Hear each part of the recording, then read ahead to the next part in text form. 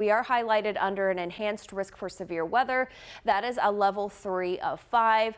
That means across the state, we are going to have the chance of seeing damaging winds, large hail, also isolated tornadoes that can't be ruled out. There's even the concern for some flash flooding within some of those heavier downpours.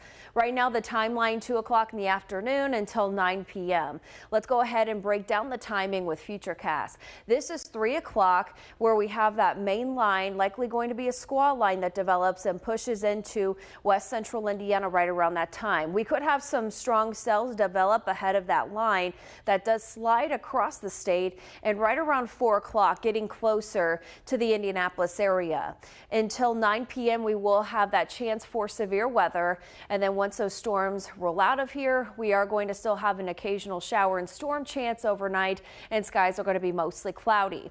82 is the temperature. We have winds out of the south-southwest 13 miles per hour. We are currently in the lower to mid 80s, dew points in the mid 70s. It feels very humid outside, and that's going to help fuel the thunderstorms once they do officially initiate.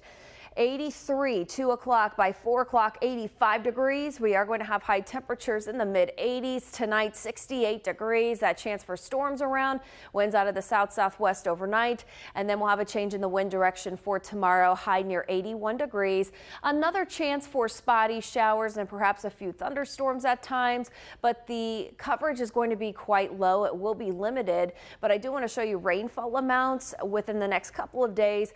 Upwards to an inch going to be a possibility, but we could have isolated higher amounts within some of the stronger cells. 86 for the high Friday, 90 on Saturday. Our first opportunity for 90-degree heat this weekend in Indianapolis. 91 on Sunday, keeping the 90s early next week with mostly sunny skies.